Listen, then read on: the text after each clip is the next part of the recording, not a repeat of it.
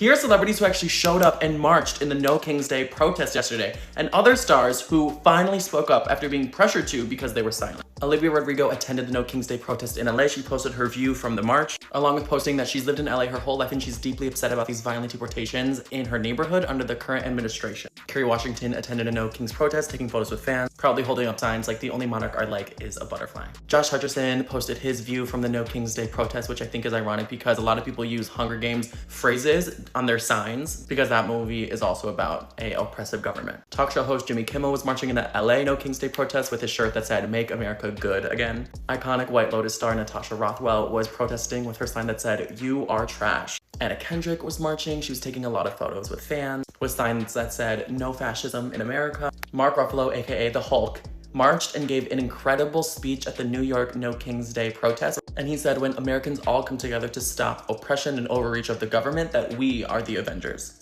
The one thing that King Trump and his masked henchmen are making clearer and clearer every day, every law they break, every single day, is that we are going to have to be brave if we want to be free.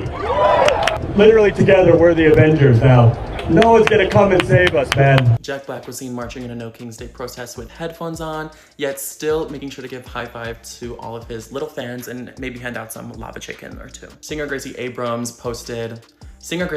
was marching in the protest with her mom with signs that said, "If you are neutral in situations of injustice, you've chosen the side of the oppressor." It was very interesting that world-renowned pop music writer Ryan Tedder said he was disappointed in the protest and said we should be celebrating the army today, not protesting anything that would outshine them. He's worked with all of your favorites like Ariana Grande, Taylor Swift. Taylor Swift also has said nothing. Glenn Close marched in the No King's Day protest and her sign said, "All of my outrage can't fit on this sign." It was actually reported that somewhere between 5 million and 11 million people across the world showed up to No King's Day protests that were in direct opposition to Donald Trump's narcissistic and egregious parade that he threw for himself for his 79th birthday and for the 250th anniversary of the army.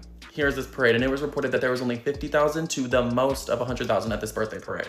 But it's hilarious that they used a Lizzo song at the Donald Trump birthday parade, and Lizzo said she'll send them a cease and desist for doing that.